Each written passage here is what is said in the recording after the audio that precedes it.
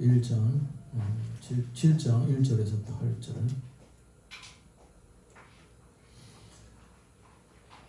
다니엘서 7장 1절에서 8절. 하나님 말씀 함께 교독하겠습니다. 다니엘서 7장 1절에서 8절. 바벨론 벨사살 왕 원년에 다니엘이 그의 침상에서 꿈을 꾸며 머릿속으로 환상을 받고 그 꿈을 기록하며 그 일의 대략을 진술하니라. 다니엘이 침사에 이르되 내가 밤에 환상을 보았는데 하늘에 이에 바람이 큰 파도로 몰려 불더니 큰 짐승 넷이 바다에서 나왔는데 그 모양이 각각 다르더라.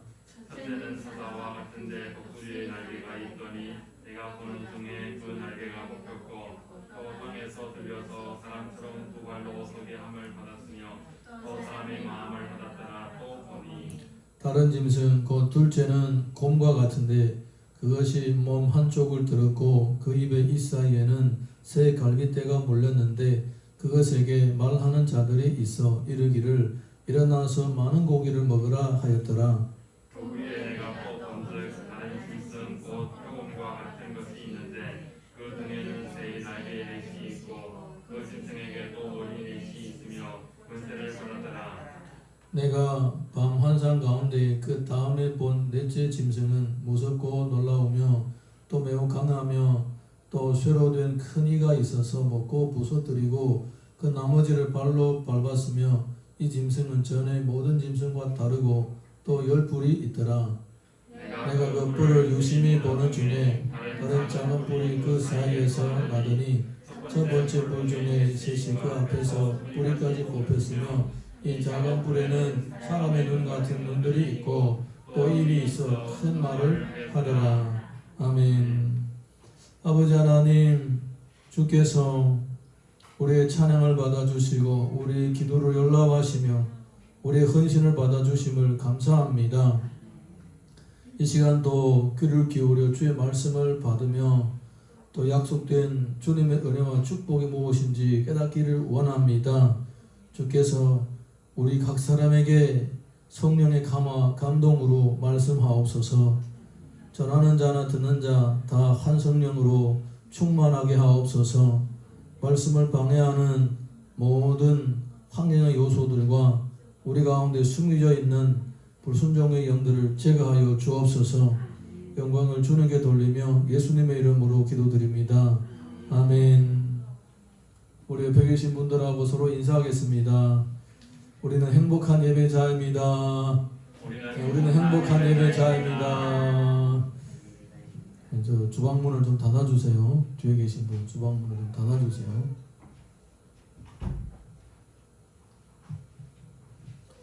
우리는 어릴 때에 녹화하고 있는 거예요 지금? 네. 네, 잘 됐어.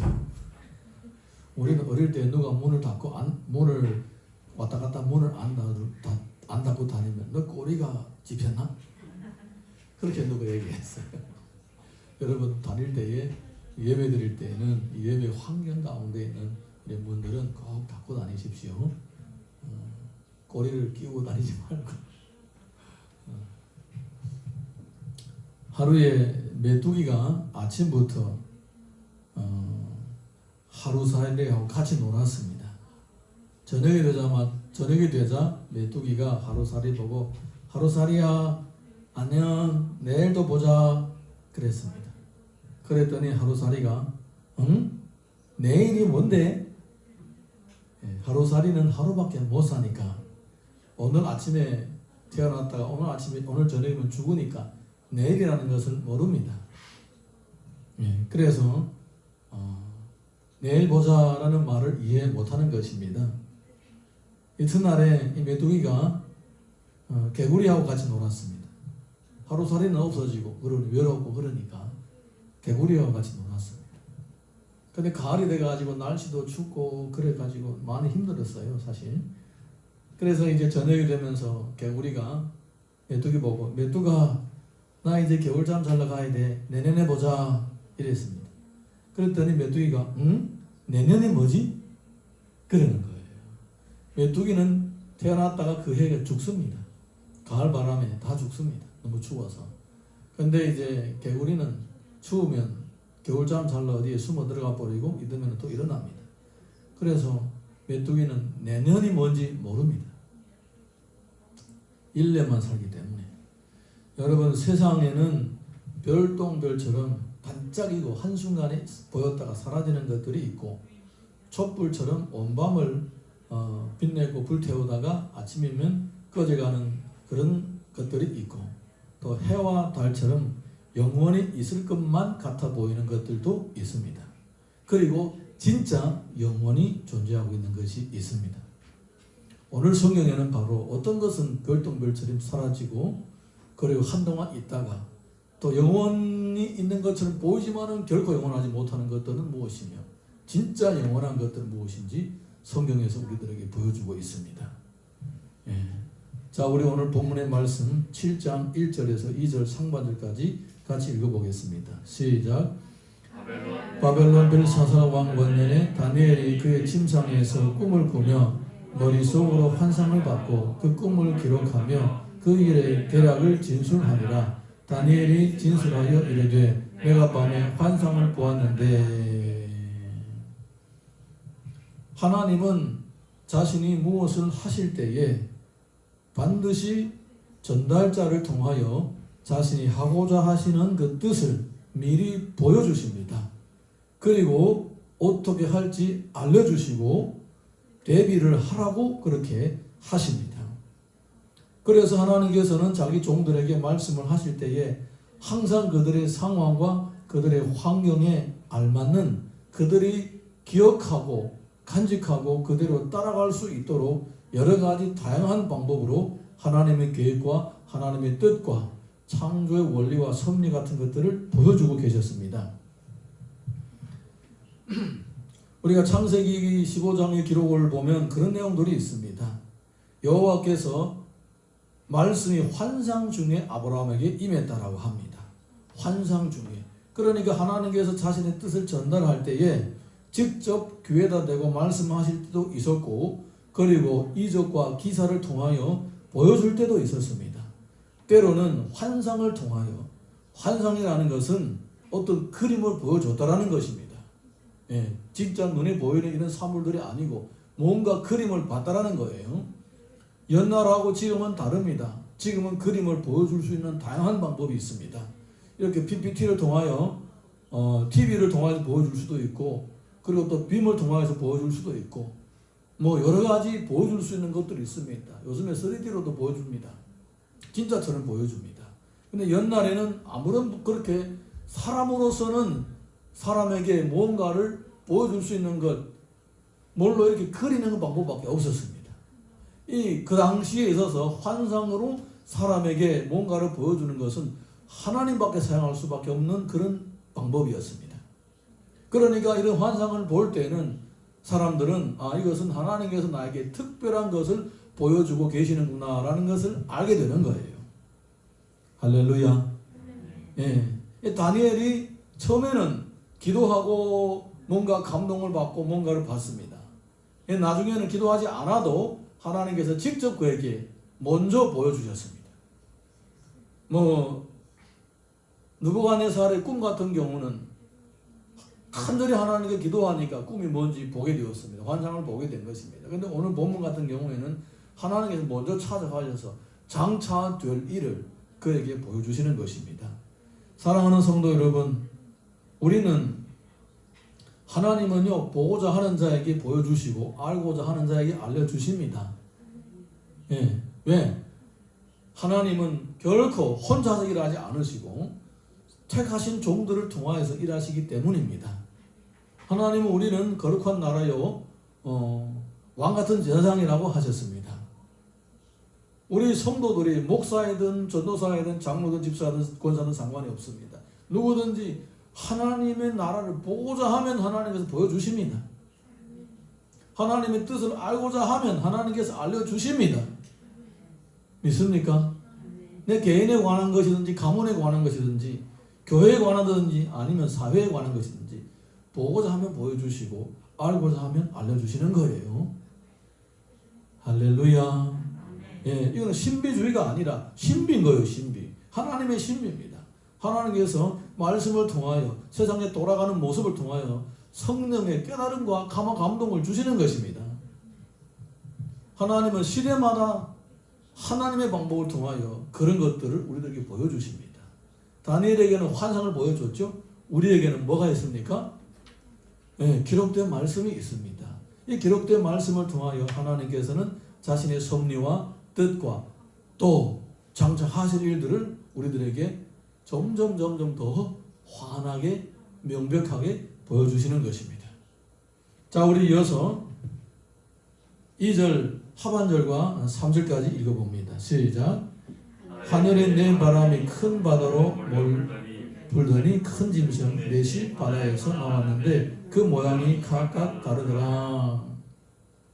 하나님께서 일을 하시는 것은 어떤 국한적으로 누구에게나 어느 협소한 의미에서의 하나님 일이 아닙니다. 사실은 하나님이 일하시는 것은 전 우주, 전 인류와 모두 다 관련 있는 것입니다. 예를 들자면 이런 것입니다. 가정주부가 집에서 밥을 할 때에 숟가락으로 소금을 퍼넣습니다. 이 소금을 퍼넣는 행동은 자기가 먹으려고 하는 것이 아니라 온 가족과 다 관련이 있는 것입니다. 조금 있으면 온 가족들이 다 밥을 먹기 때문에. 예.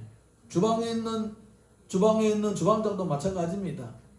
손님들이 11명이 와서 밥을 먹는데 내가 이 반찬을 할 때 여기다가 참기름을 한 숟갈을 넣든지 한 병을 넣든지 이 행동은 많은 사람과 관련이 있습니다. 나 혼자 하는 게 아닙니다. 하나님의 하시는 모든 일은 전 인류와 전 우주와 다 관련이 있다는 것을 지금 설명드리는 것입니다. 할렐루야. 이해가 되십니까? 그건 나만을 위한 일이 아니다라는 것입니다. 나만을 위한 일이 아니라는 겁니다. 지금 하나님께서 다니엘에게 환상을 보여주는 것은 다니엘만을 위한 것이 아닙니다. 그러면 뭐하고 관련되어 있느냐? 온 세상과 다 관련이 있다는 것입니다. 그 온 세상과 관련이 있다는 증거가 뭐냐? 하늘의 내 바람이라는 것입니다. 하늘의 내 바람은요, 온 세상을 의미하는 것입니다. 바람이라는 말하고 숨결, 호흡의 숨결이라는 말하고 비슷한 내용입니다. 비슷한 단어입니다.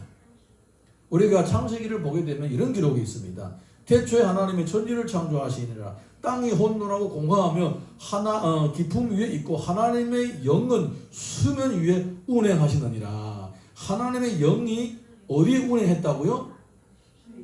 수면 위에 운행했다고 했습니다. 그 하나님의 영이라는 말이 루악, 숨결, 호흡이라는 말입니다. 바람이라는 뜻이에요. 바람이라는 뜻. 여기에서 각 사방에서 바람이 불었다. 이 말은 무슨 말이냐? 지금 하나님께서 전 세계를 향하여서 전 세계에 직접 관련되는 일을 지금 하고 계신다라는 뜻입니다. 여러분, 하나님의 일은 작은 일이든 큰 일이든 전부 다 전 세계와 다 관련이 있는 것입니다. 큰 깨달음이 있기를 바랍니다. 그 다음에 여기에 또 네 짐승이 나오고 그 짐승들이 바다에서 올라왔다. 여기에 관해서 신학자들이 설명하는 것들이 많이 있습니다. 시간의 그 문제 때문에 우리가 그냥 넘어가는데 나중에 기회가 되면 또 자세히 여기에 연구를 해보고 다른 사람이 연구하는 것들 보게 되면 재밌는 것들이 참 많습니다. 자, 이어서 우리가 4절에서 6절 읽어보겠습니다. 4절에서 6절 시작. 그때 사자와 같은데 독수리의 날개가 있더니 내가 보는 중에 그 날개가 뽑혔고 또 땅에서 들려서 사람처럼 두 발로 서게 함을 받았으며 또 사람의 마음을 받더라. 또 보니 다른 짐승 곧 둘째는 공과 같은데 그것이 몸속을 들었고 그 입의 사이에 세 갈빗대가 물었는데 그것에게 말하는 자들이 있어 이르기를 일어나서 많은 고기를 먹으라 하였더라. 그 후에 내가 또 본즉 다른 짐승 곧 표범과 같은 것이 있는데 그 등에는 새 날개 넷이 있고 그 짐승에게 또 머리 넷이 있으며 권세를 받았더라. 하나님은 이와 같이 짐승을 통하여 세상 권세의 속성을 드러내고 계십니다. 여기에서 보게 되면 첫 번째 짐승은 독수리 날개를 가진 사자입니다. 독수리 날개를 가진 사자. 사자는 땅에 있는 왕입니다. 근데 독수리의 날개까지도 가졌습니다. 하늘을 또 날아다닌다는 것입니다. 근데 독수리 날개를 가진 사자가 과연 하늘을 날 수가 있을까? 뭐 이런 문제 나중에 우리가 또 기회가 되면 더 연구를 하도록 하고, 어쨌든 그 짐승인데 그 짐승의 기능과 능력에 또 탁월한 뭔가가 있었다라는 것입니다. 나중에 사람처럼 사람의 마음도 가졌다 이런 표현도 합니다. 두 번째 짐승은 곰입니다. 곰. 우리 민족은 곰에 대해서 너무나 잘 알고 있잖아요. 예. 우리 민족을 가리켜 곰의 후손들이라고 합니다. 마늘을 100일 동안 마늘을 먹고 곰이 여자가 돼서 하늘의 아들하고 결혼해서 우리 민족이 태어난 거다 이렇게 설명합니다. 곰은 너무나도 우리하고 친밀한 관계를 가진 짐승이기도 합니다. 예, 곰 한쪽 몸을 들었다 했습니다. 그리고 입에는 갈빗대 3개를 물었다라고 합니다. 세 번째 짐승은 표범인데 날개 넷이 있다라고 했습니다. 날개 넷. 예, 이렇게 전부 다 짐승이 있는 짐승인데 보통의 짐승이 아니라 희한한 짐승이라는 것입니다. 보는 사람이 얼마나 놀랐겠습니까? 그냥 진짜 들에 있는 이런 짐승들을 보다가 들에 있는 짐승이 아니라 특별한 날개도 다리고 뿔도 막 10개가 막 있고 뭐 몇 개도 있고 막 이런 뿔에 눈도 생기고 막 이런 괴물 같은 것들이 막 나타나는 거예요. 이런 것들은 전부 다 뭐냐? 세상 권세를 나타내는 속성입니다. 세상 권세. 그런데 이제 이 세 짐승뿐만 아니라 네 번째 짐승에 대한 얘기도 있습니다. 7절에서 8절 네 번째 짐승에 대한 얘기를 보도록 하겠습니다. 시작. 내가 밤 환상 가운데 그 다음에 본 넷째 짐승은 무섭고 놀라우며 또 매우 강하며 또 쇠로 된 큰 이가 있어서 먹고 부서뜨리고 그 나머지를 발로 밟았으며 이 짐승은 전에 모든 짐승과 다르고 또 10뿔이 있더라. 내가 그 뿔을 유심히 보는 중에 다른 작은 뿔이 그 사이에서 나더니 첫 번째 뿔 중에 셋이 그 앞에서 뿌리까지 뽑혔으며 이 작은 뿔에는 사람의 눈 같은 눈들이 있고 또 입이 있어 큰 말을 하였더라. 이 네 번째 짐승은요, 아까 본 그 세 가지 짐승은 그래도 짐승의 모양이라도 있습니다.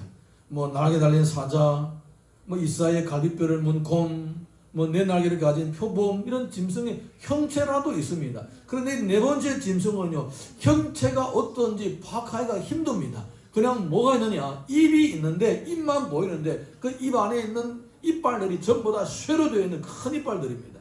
예, 다만 입만 보이는 거예요. 다만 입만 보이고 뭘 씹든지 그냥 다 부서져 버리는 거예요. 그리고 발만 보입니다. 발로 밟으면 그냥 뭐든지 다 그냥 뭐 죽이 돼 버리고 그런 가루가 돼 버리는 거예요. 이렇게 강한 입과 강한 발을 가진 이런 괴물도 아니고 뭐 괴물인지 뭔지도 모를 정도로 이렇게 신기한 동물이 나타난 것입니다.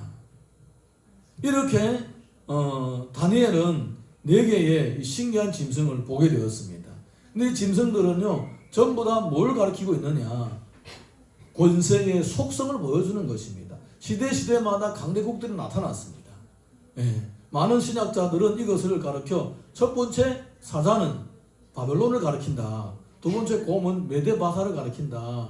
세 번째 표범은 헬라를 가리킨다. 네 번째는 로마 제국을 가리킨다. 이렇게 설명을 합니다. 나름대로 이치가 있습니다. 일리가 있습니다. 나라도 일리가 있습니다. 예, 뭐 그렇게 생각해도 무방합니다. 어쨌든 시대마다 나타나는 그 제국들의 속성이 각각마다 달랐다는 거예요. 달랐다는 겁니다.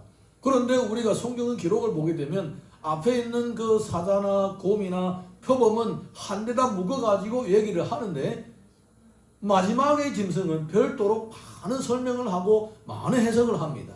그러니까 무슨 얘기냐? 첫 번째, 두 번째, 세 번째의 짐승하고 네 번째 짐승은 속성이 다르다라는 거예요. 1, 2, 3번은 비슷한데 네 번째 거는 앞에서 1, 2, 3번과는 전혀 다른 거라는 거예요. 전혀 다른 거랍니다. 이 모든 것들을 본 이 다니엘은 정말로 고민했습니다. 이것이 도대체 뭐냐? 고민하기 시작했습니다. 자, 우리 다니엘서 7장 9절에서 10절 이어서 읽어보겠습니다. 시작. 내가 보니 왕좌가 놓이고 여쪽부터 항상 계신 이가 좌정하셨는데 그의 옷은 희기가 눈 같고 그의 머리털은 깨끗한 양의 털 같고 그의 보좌는 불꽃이요 그의 바퀴는 타오르는 불이며 불이 강처럼 흘러 그의 앞에서 나오며 그를 섬기는 자는 천천히요 그 앞에서 모셔 선 자는 만만이며 심판을 베푸는데 책들이 펴 놓였더라. 방금 우리가 읽었던 내용은 뭐냐? 1절부터 8절까지는 이 바닷가에서 올라온 네 가지 짐승을 얘기하는 것입니다. 이 네 가지 짐승은 역사의 수레바퀴가 돌아가면서 바뀌어왔던 네 가지 제국의 모습이었습니다. 예, 네 가지 제국들은 이런 제국들이었다. 사자와 같은 제국들, 곰과 같은 제국, 그리고 품과 같은 그런 제국, 형체는 없지만은 막강한 제국, 이런 역사의 수레바퀴를 따라서 시대를 따라서 계속 바뀌어가는 제국들의 속성을 지금 보여주는 것입니다. 자, 여기서 보면 우리가 무엇을 볼 수가 있느냐? 세상 나라는요, 아무리 막강해도 언젠가 출생하는 때가 있으면 죽는 때가 있는 것처럼, 시작하는 때가 있으면 끝나는 때가 있는 것입니다. 시작을 했다가 아주 왕성했다가 나중에 쇠퇴기를 겪으면서 망하게 되는 모습을 역사를 통하여서 거듭거듭 보게 되는 것입니다. 여러분, 전 세계에서 1000년 이상 간 나라가 없다고 합니다. 아마 우리 한반도에 있었던 신라 왕국이 제일 오래 간 것이 아닌가, 1000년의 신라라고 하니까 1000년 제일 오래 있었던 것은 아닌가, 이렇게 한번 생각해 봅니다. 중국 역사를 보면요, 300년 이상이 간 정권이 없습니다. 300년 이상 간 정권이 없습니다. 뭐 주나라 800년이라고 하지만은 따져보면요, 800년이 안 됩니다. 서우주 동주로 나누고 또 그 나누는 가운데서 또 정권이 빼앗기고 뭐 난리도 아닙니다. 복잡합니다. 300년 이상 간 정권이 없습니다. 송나라, 당나라, 뭐 그렇게 막강한 나라도, 뭐 중국을 통일한 진나라도, 후에 다시 한번 중국으로 통일했던 당나라도 300년 간 나라가 없으면, 청나라도 270몇 년인가 60몇 년 그래밖에 안 됩니다. 그렇게 나라 정권은 영원할 것 같지만 하늘의 태양과 하늘의 달처럼 영원히 있을 것만 같을지라도 때가 되면 다 쇠퇴기를 겪으면서 없어지는 것입니다. 사랑하는 성도 여러분, 이렇게 세상의 나라가 수레바퀴처럼 돌고 바뀌는 가운데서 이 세상 나라 위에 돌아가고 있는 하나님 나라의 수레바퀴가 있는 것입니다. 방금 우리가 9절에서 10절 읽어봤죠? 그의 바퀴는 타오르는 불이며 불이 강처럼 떨어진다고 했습니다. 이것은 무엇을 얘기하고 있는 것입니까? 이 땅에서 무엇에 의해서, 어떤 힘에 의해서 세상 나라가 이렇게 수레바퀴처럼 돌고 바뀌고 또 바뀌느냐? 이 위에 계시는 하나님의 통치와 하나님의 나라에 의해서 돌고 바뀌고 있다라는 것입니다. 믿으면 아멘 하시겠습니다. 예, 세상 나라는 제멋대로 돌아가는 것이 아니고 하나님의 뜻이 하늘에서 이루어진 것처럼 땅에서도 이루어지는 것입니다. 하나님은 하나님께서 계획하신 것처럼 그대로 땅에서 이루어 가시는 것입니다. 그래서 이 나라의 이 땅에 있는 권세의 흥망성쇠는 전부 다 하나님 나라와 직접적인 관련이 있는 것입니다. 하나님은 원하는 자를 세우시고 원하지 않은 자들을 자리에서 내려오게 하시는 것입니다. 자, 우리 이어서 다니엘서 7장 11절에서 12절 읽어봅니다. 시작. 그때 내가 작은 불이 말하는 큰 목소리로 말미암아 주목하여 보는 사이에 짐승이 죽임을 당하고 그의 시체가 상한 바 되어 타오르는 불에 던져졌으며 그 남은 짐승들은 그의 권세를 빼앗겼으나 그 생명은 보존되어 정한 시기가 이르기를 기다리게 되었더라. 네 번째 짐승은 가장 막강했는데 죽어버리고 오히려 그 처음에 있었던 1, 2, 3번의 짐승은 그대로 남아 있었다라는 것입니다. 여러분, 강하면 강할수록 오래 갈 것이다라고 생각하는 것은 잘못된 생각입니다. 어떤 경우에는 강하면 강할수록 빨리 사라지는 거예요. 예. 오히려 그보다 약했던 1, 2, 3번의 제국들이 더 오래 남고 문화라든가 여러 가지 것들이 계속 남아있지만은 가장 막강했던 로마 제국은 다 잃어버린 거예요. 다 잃어버린 겁니다. 자, 우리 이어서 13절에서 14절 보겠습니다. 시작.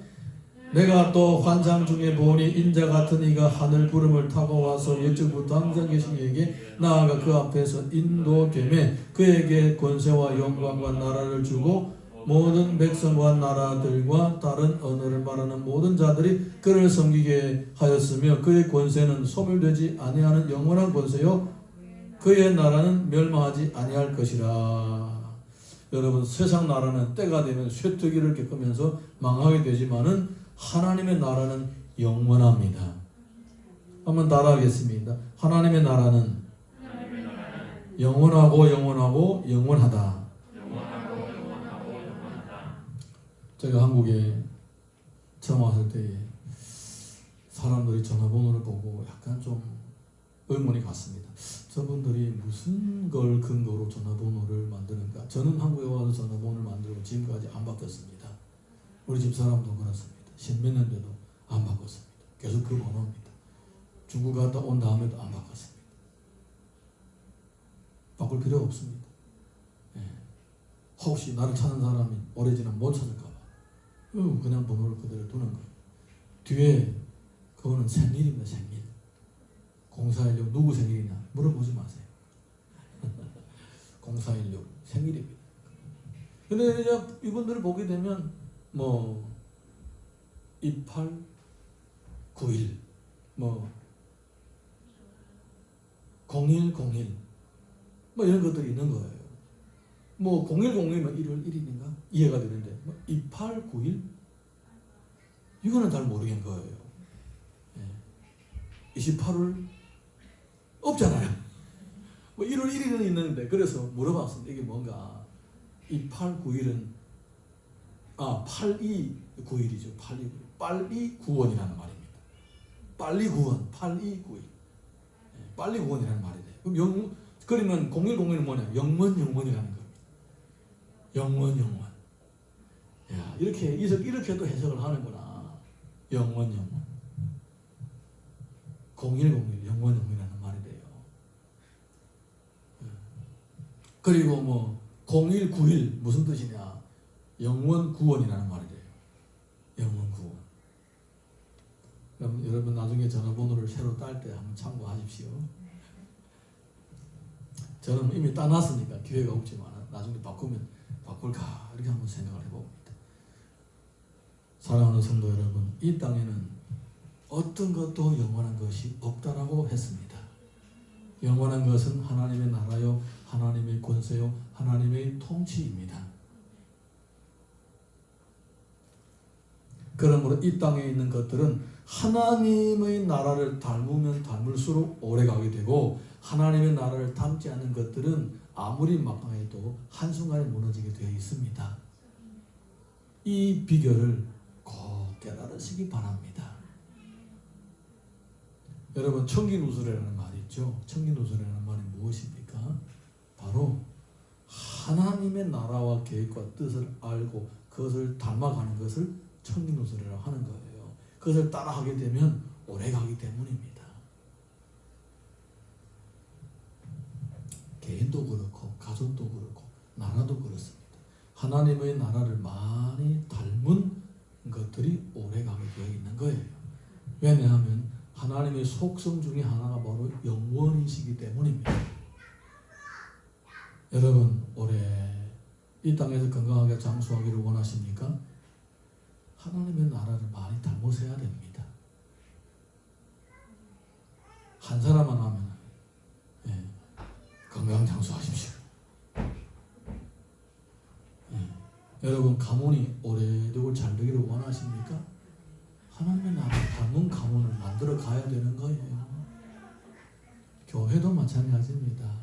교회가 오래도록 성장하고 부흥하려면요, 뭐 한순간에 어떤 순간에 갑자기 뭔가를 쌓아놓고 이거는 다 짓입니다. 하나님의 나라를 닮아야 되는 거예요. 아멘입니까? 얼마나 놀라운 건데, 얼마나 놀라운 건데. 여러분, 나중에 이제 고대 종교학이라든가 이런 거 잠깐 접해보게 되면요, 정말 놀라운 것들입니다. 하나님의 나라를 닮아간다. 하나님의 성품을 닮아간다. 이것은 영원을 향해서 가고 있는 길이에요. 영원을 향해서 가고 있는 길.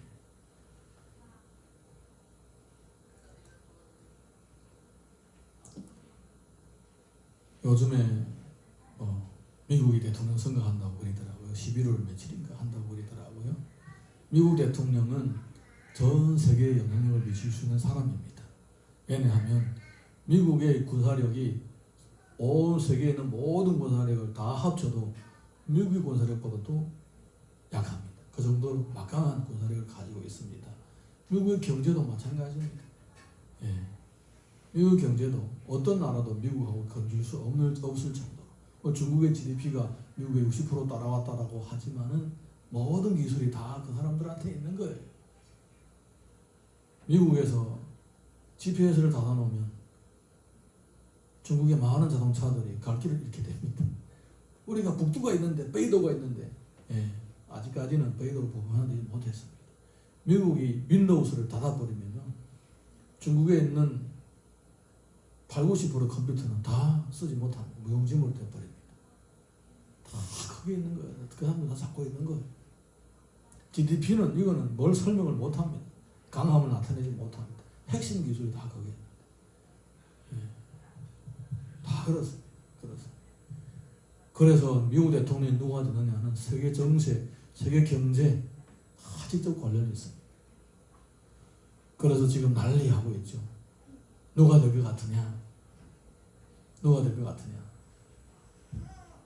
누가 되면 좋겠느냐가 아니라 누가 될 것 같으냐가 중요한 거예요. 저는 한국 대통령을 뽑을 때도 기도를 했고 미국 대통령 선거할 때도 기도했습니다. 지금도 기도하고 있습니다. 저는 중국 위해서도 기도하고 북한 위해서도 기도하고 있습니다. 여러분 세상 나라는요 어떤 사람들이 나라를 다스려야 그 나라가 평안할 것이냐 하나님의 나라를 닮은 사람들이 그 나라를 다스려야 그 나라가 오래가고 평안하게 되는 것입니다. 당분간에 어떤 잘 되는 것은요 이거는 속임수입니다. 속임수입니다. 어느 나라든지 어느 통치자든지 그 사람이 하나님을 닮아야만이 그 나라를 잘 다스려 가게 되고 그 국민이 평안한 겁니다. 가족들도 마찬가지입니다. 여러분 중에 가장이 만약에 하나님을 닮지 않고 그냥 자기밖에 모르고 희생할 줄도 모르고 그냥 인생을 자기가 즐길 줄밖에 모르고 심지어 뭐 계속 남한테 걱정거리 피해거리가 되면 그 가장 때문에 온 가족이 다 불편하고 괴롭고 힘든 거예요. 근데 그 가장이 예수님의 마음을 가지고 가족들을 정말 위해서 예수님처럼 희생한다고 해보십시오. 그 가정은 행복한 가정인 거예요. 여러분의 누군가의 가장을 지적하고 판단해라고 하는 것이 아니라 여러분이 그런 가장이 되라는 거예요. 하나님을 닮은 사람. 아멘입니까? 하나님을 닮은 사람이 되면 내가 행복해지고 내 주변에 있는 사람들이 행복해지는 거예요. 나라도 가정도 공동체도 다 마찬가지입니다. 겉으로 보이는 것에 속아 넘어가지 마시고 그 본질이 무엇인지 그 속성이 무엇인지 잘 분별하셔야 됩니다. 속성이 무엇인지. 중학교 다닐 때에 집이 좀 멀어서 자전거 타고 다니던 학생이 있었습니다. 근데 같이 다니는 학생들 중에 자기보다 키도 크고 힘도 센 학생이 자꾸 괴롭혔습니다. 근데 어느 날에는 학교 가다가 또 괴롭히는 거예요. 그래서 참지 못해서 같이 싸웠습니다. 싸우는 결과 힘도 더 세고 키도 더 큰 학생한테 얻어맞아서 코피도 터지고 눈등도 팅팅 부었습니다.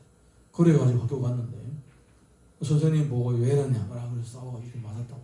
그래 그 때린 학생 야단쳐놓고 네 아빠 불러와 그런 거예요. 그래서 이 학생이 자기 아빠를 불러왔어요. 아빠가 다 와서 보더니 야 이놈 싸우기는 왜 싸워? 그래서 발로 엉덩이를 자기 아들 엉덩이를 팡 차놓고는 죄송합니다 잘못했습니다 이런 거예요. 누구 봐도 가짜로 차는 거예요. 제 아들 엉덩이를 찰 때 죽으라고 힘껏 차겠습니까? 남한테 보여주려고 그냥 슬렁 빵 차 힘껏 차는 것 같은데 빵 차는데 살짝 찬 거예요. 누가 봐도 다 그렇게 된 거예요. 그 집에 와가지고 얻어맞은 학생이 집에 왔는데 아빠가 야 이놈 너 공부를 열심히 안 하고 남하고 왜 싸우고 다니냐? 이제부터 자전거 타고 다니지 마. 걸어서 하고 다녀. 시간이 모자라면 뛰어다녀. 그런 거예요.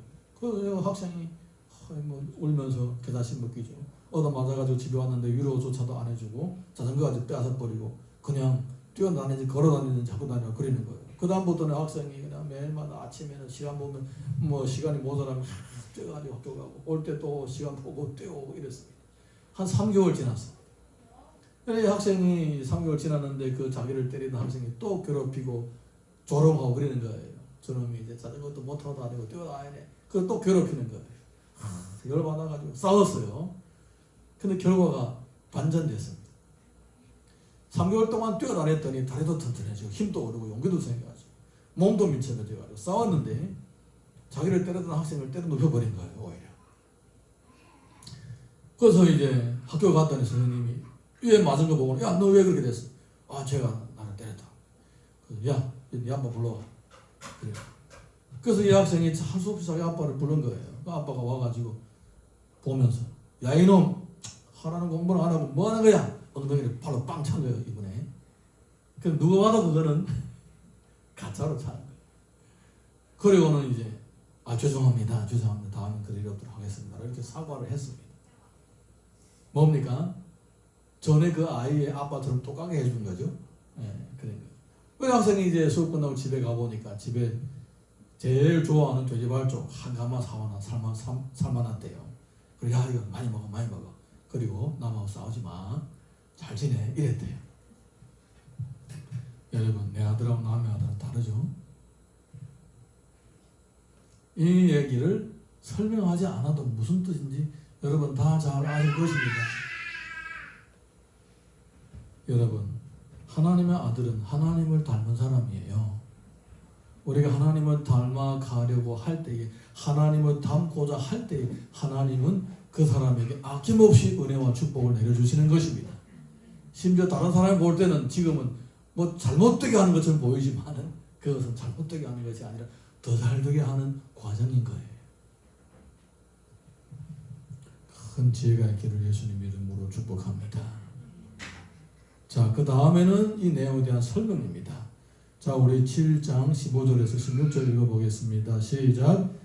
나 다니엘이 중심에 근심하며 내 머릿속에 환상이 나를 번민하게 한지라 내가 그 곁에 모셔서 자들 중에 하나에게 나아가서 이 모든 일의 진상을 물으매 그가 내게 말하여 그 일의 해석을 알려주리며 이르되. 쭉 읽읍시다. 시작. 그 내 짐승은 세상에 일어날 내 왕이라 지극히 높으신 이의 성도들이 나라를 얻으리니 그 누림이 영원하고 영원하리라. 아멘. 잠깐 멈추고 가겠습니다. 세상 나라는 이렇게 한없이 돌아가고 바뀌지만은 영원한 것이 있다라는 것입니다. 바로 하나님의 나라는 영원할 뿐만 아니라 그 하나님의 나라의 자체가 되신 성도들도 함께 영원하다라는 것입니다. 여러분 교회들이 무너질까봐 두렵죠. 때로는 교회가 무너지는 것은 교회가 하나님의 뜻대로 따라가지 않고 하나님의 나라를 담지 않았기 때문에 무너지는 거예요. 하나님을 닮은 교회는 하나님의 나라를 닮은 교회는 절대로 무너지지 않습니다. 예수님께서는 뭐라고 말씀하셨느냐? 내가 이 반석 위에 내 교회를 세우리니 지옥의 권세가 해치지 못하게 한다. 그렇게 말씀하셨습니다. 지옥 권세조차도 제대로 된 교회를 무너뜨리지 못한다고 하셨습니다. 확신하시기 바랍니다. 우리가 하나님을 제대로 믿고 섬기고 있다면 그 교회는 절대로 망하는 법이 없습니다.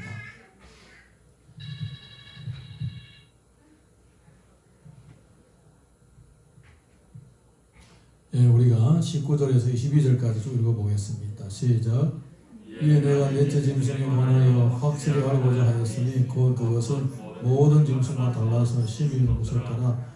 그이는 쇠 옆에 발톱을 놓으시며 먹고 부서뜨리고 나머지는 발로 밟았으며 또 그것의 머리에는 10뿔이 있고 그 위에는 또 다른 뿔이 나오며 세 뿔이 그 앞에서 빠졌으며 그 뿔에는 눈도 있고 큰 말을 하는 입도 있고 그 모양이 그의 동류보다 커 보이더라. 내가 먼저 이 뿔이 성도들과 더불어 싸우고 그들에게 이겼더니 예전부터 항상 계신 이가 와서 지극히 높으신 이 성도들을 위하여 원한을 풀어주셨고 때가 이르매 성도들이 나라를 얻었더라. 자, 전도사님 그 휴대폰을 좀 두고 오면 안 될까요? 계속 보고 계셔야 돼요? 누가 핸드폰 봤어요? 거기 소리 나는 건 뭐예요? 필요 없잖아요. 예, 뭐가 소리 났어요? 아까 그거? 무슨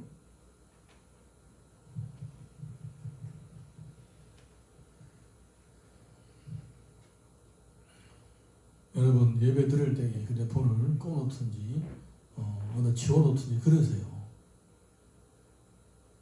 꼭 예배를 드릴 때까지도 휴대폰을 가지고 있어야 됩니까? 성경을 찾고 찬양을 찾지 않는 이상은 휴대폰을 어디다가 두고 오든지 꺼놓으세요. 예배를 방해하지 말고. 저는 예배 시간에 휴대폰을 가지고 노는 것을 질색합니다. 저 어릴 때부터 그렇게 교육을 받았고, 또 제가 다른 교회에서 섬길 때도 담임 목사님이 절대로 예배 시간에 다른 사람이 휴대폰 갖고 있는 거 가만두지 말라고 그랬어요. 그래서 저는 처음부터 교회를 시작할 때부터 모든 성도들 보고 얘기를 했습니다. 지금 7년째 얘기하고 있는 거예요. 7년째.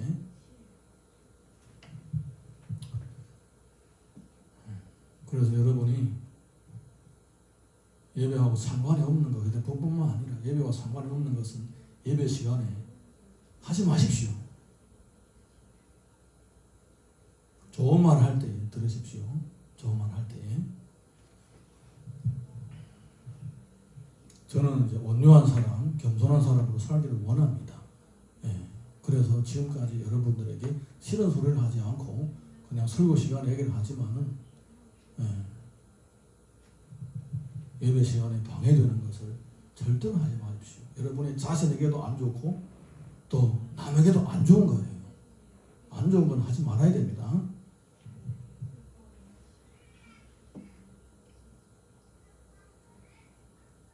여기 보게 되면 이 네 번째 짐승의 특징은 무엇이냐? 네 번째 짐승의 특징은 무엇이냐? 네 번째 짐승의 특징은 성도들을 대적한다는 거예요. 우리가 첫 번째, 두 번째, 세 번째 짐승은 날개도 달리고 뭐 뿔도 달리고 뭐 여러 가지 희한한 모습이 있지만은 이 짐승들은 성도를 대적하지는 않았습니다. 나름대로 자기의 정권을 세워나가기 위하여 성도들을 박해한 적은 있지만은 성도들을 박해하는 것은 목적으로 삼은 적은 없다라는 거예요. 그냥 하다 보니까 돌을 던지니까 그냥 개구리가 맞은 것처럼 그냥 이제 자기 정권을 세워나가려고 하다가 성도들이 그 가운데 있기 때문에 피해를 본 거지, 직접 성도들을 어떤 포커스로 삼고 쟤들을 해쳐야 되겠다, 없애버려야겠다는 그런 생각을 가지고 있었던 정권이 없었다라는 겁니다. 근데 네 번째 정권은 어떻습니까? 네 번째 정권은 분명한 목적의식을 가지고 성도들을 대적을 했다는 겁니다. 하나님을 믿고 경외하고 섬기는 사람들을 대적자로 생각했다는 거예요. 이게 바로 네 번째 나라의 특징입니다. 네 번째 나라가 가장 막강했는데 가장 빨리 망한 이유도 바로 여기에 있는 것입니다. 사랑하는 성도 여러분, 하나님의 백성들이 곧 하나님의 나라입니다. 아멘입니까? 내가 지금 성도의 자체이며 내가 지금 하나님 나라의 백성이고 내가 지금 하나님의 나라인 거예요.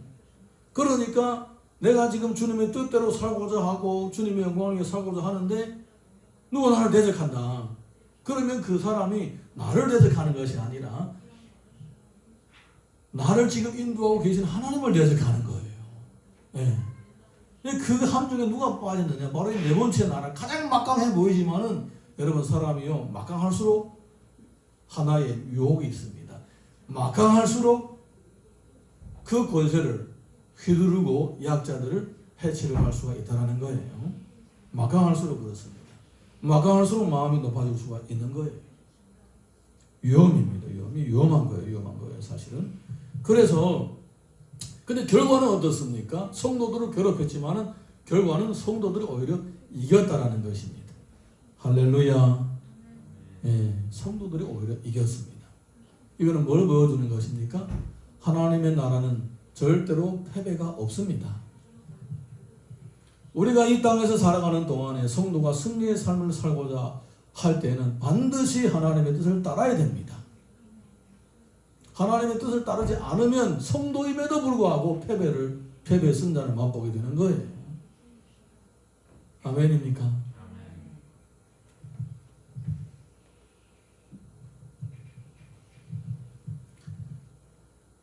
자, 우리 26절에서 27절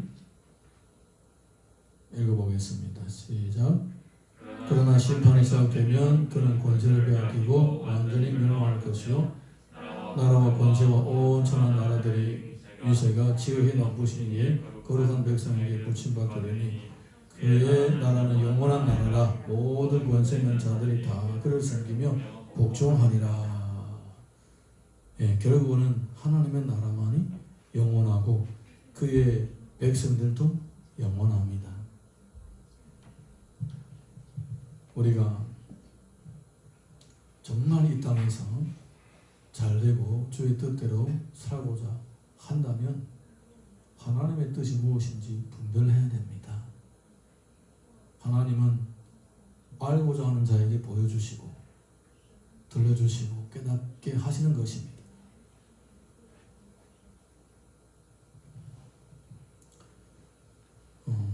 어떤 할머니가 치매 걸려서 병원에 입원했습니다. 근데 아들이 효성이 지극하여서 거의 매일마다 병원에 가서 치매에 걸린 어머니하고 대화하고 그렇게 시간을 보냈습니다. 어느 날에 아들하고 엄마가 대화하는 거 있었는데 간호사가 옆에서 이렇게 듣고 있다 보니까 이런 얘기를 하더래요. 엄마 빨리 나와야 돼. 내가 매일 엄마를 보려 오느라 회사 일도 제대로 못해서 이제 곧 밥 굶을지도 몰라. 그러는 거예요. 그랬더니 엄마가 하는 말이 우리 아들 굶기는 왜 굶어? 배고프면 밥 먹으면 되지. 아들의 대답을 이렇게 했습니다. 회사 일도 제대로 못하면 회사에서 쫓겨나게 되고 결국은 나중에 먹을 것이 없어서 굶게 될 거야. 그랬더니 엄마가 하는 말이 야 무슨 소리야. 먹을 밥이 없으면 똥 먹으면 되지. 치매 노인이니까 먹을 밥 없으면 똥 먹으면 되지. 그래서 아들이 뭐라고 얘기하냐면 엄마 무슨 소리야. 밥도 못 먹는데 밥도 먹지 못한 사람이 무슨 쌀똥이라도 있나. 밥도 못 먹는데 밥 먹어야 똥 싸지. 그랬대.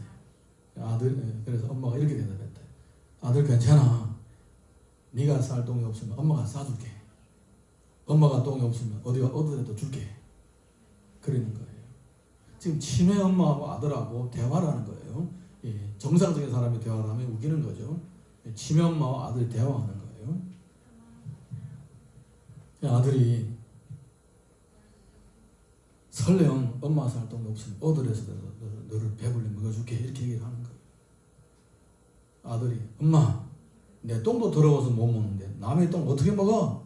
그랬더니 엄마가 하는 말이 아들 지금 어린 네 똥 내 똥 가릴 때야. 배고프면 아무 똥이나 먹어야지. 그랬대요.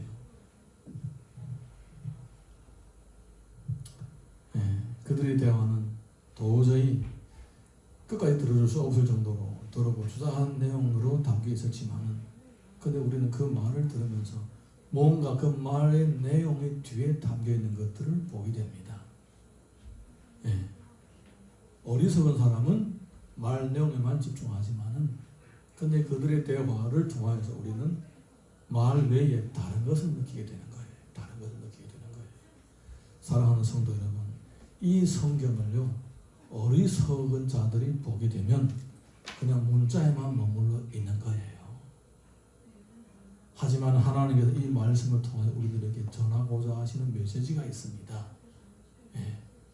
우리가 보고자 하게 되면 보이게 되고 듣고자 하게 되면 들리게 되고 깨달고자 하면 알게 되는 거예요. 할렐루야. 다니엘서 우리 마지막 28절 읽어보겠습니다. 오늘 본문 28절 시작. 그 말이 이에 그친지라 나 다니엘은 중심에 번민하였으며 내 얼굴빛이 변하였으나 내가 이 일을 마음에 간직하였느니라. 하나님의 말씀은 우리에게 전인적인 반응을 요구하고 있습니다. 하나님의 말씀, 전인적인 반응. 전인적인 반응은 무엇이냐? 첫 번째는 아는 거예요. 무슨 말인지 문자적으로 아는 것입니다. 두 번째는 느낌입니다. 느낌. 마음에 다가오는 감동인 거예요. 다가오는 감동. 이건 두 번째입니다. 세 번째 뭐냐? 하나님의 말씀은 우리들에게 반응을 요구하는 거예요. 반응. 이해가 되십니까? 첫 번째, 어리석으면 이 본문의 뜻도 모르는 거예요. 근데 사람이 미련하면 감동을 받지 못합니다. 미련하면 하나님의 말씀 감동을 받지 못합니다. 세 번째로 사람이 강팍하면요, 말씀을 들어도 반응이 없는 거예요. 지혜로운 사람은 말귀를 알아듣고, 그리고 유순한 사람은 성령의 감동을 받아들이게 돼요. 그리고 충성된 사람은 말씀을 들을 때 반응을 하게 되는 거예요. 행동으로 반응한다, 이것입니다. 하나님께서 왜 우리들에게 이 말씀을 주셨고, 하나님께서 왜 설교자를 통하여 늘 시시때때로 하나님의 말씀을 선포하게 하시겠습니까? 알고 공감하고 행동으로 반응하라고 하는 거예요. 할렐루야. 그래서 우리들에게는 하나님 주신 지혜가 필요하고, 하나님이 주시는 온유하고 겸손한 마음이 필요하고, 또 하나님 주신 충성된 착한 마음이 필요한 거예요. 그래야만 하나님의 말씀을 듣고 무슨 말인지 알고, 그리고 또 공감하게 되고 행동으로 반응하게 되는 것입니다. 아모스 3장 9절 보게 되면 이런 기록이 있습니다. 시작. 주 여호와께서는 자기의 비밀을 그 종성 이사에게 보이지 아니하시고는 결코 행하심이 없습니다. 하나님께서 우리들에게 알려주기를 원하시는 것입니다. 일부러 감추려고 하는 것이 아니라 오히려 알려주기를 원하시는 것입니다. 전인적으로 하나님의 말씀을 받아들이기를 원하시는 것입니다. 그래서 그 말씀은 때로는 겉으로만 보게 되면 무슨 뜻인지 잘 모를 때도 있는 거예요. 역대상 29장 11절 보게 되면 이런 내용이 있습니다. 시작. 위대하심과 권능과 영광과 승리와 이름이 다 주께 속하였으니 전에 있는 것이 다 주의 것이로소이다. 여호와여 주권도 주께 속하였으니 주는 높으사 만물의 머리심이니이다. 이 땅의 역사의 수레바퀴는 저절로 알아서 굴러가는 것이 아닙니다. 이 땅에 있는 수레바퀴가 굴러갈 수 있도록 위에서 하나님의 권위와 하나님의 권세와 하나님 나라의 수레바퀴가 따로 돌아가고 있는 거예요. 두 개 같이 맞물려서 움직여가고 있는 것입니다. 그 힘이 어디서 나오는 것이냐? 하나님의 수레바퀴에서 나오는 거예요. 다니엘서 4장 17절 읽어봅니다. 시작. 이는 순찰자들의 명령대로 거룩한 자들의 말대로이니 지극히 높으신 이가 사람의 나라를 다스리시며 자기의 뜻대로 그것을 누구에게든지 주시며 또 지극히 천한 자를 그 위에 세우시는 줄을 사람들이 알게 하려 함이라 하였느니라. 결국은 하나님은 하나님을 경외하는 사람을 세우시는 것입니다. 간단한 원리예요. 이 땅에 살아남는 사람, 마지막에 환난이 지나고 어떤 풍파를 지나고 코로나가 지나고 살아남은 사람은 누구냐? 하나님을 경외하는 사람이 살아남는 거예요. 하나님을 경외하는지 안 하는지 우리는 겉으로 봐서는 모르죠. 하나님만 아시는 거예요. 할렐루야. 시편 145편 13절 보겠습니다. 시작. 주의 나라는 영원한 나라이니 주의 통치는 대대에 이르리라. 한국 나라 이 정치의 이 모든 움직임도, 미국도 이 정치의 모든 움직임도 마찬가지입니다. 그리고 미국의 정치를 움직이는 뒤에 보이지 않는 손들도 마찬가지입니다. 결국은 하나님을 경외하는 사람이 살아남게 되는 거예요. 왜냐하면 하나님은 영원하시고 그의 나라도 그의 백성도 영원하기 때문입니다. 그래서 우리가 이 땅에 살아가는 동안에 하나님을 닮아가고 하나님의 나라를 닮아감으로써 항상 승리하는 자가 되시기를 예수님 이름으로 축복합니다. 자, 우리 같이 다 자리에서 일어나셔서 찬양 부르고 또 기도하도록 하겠습니다.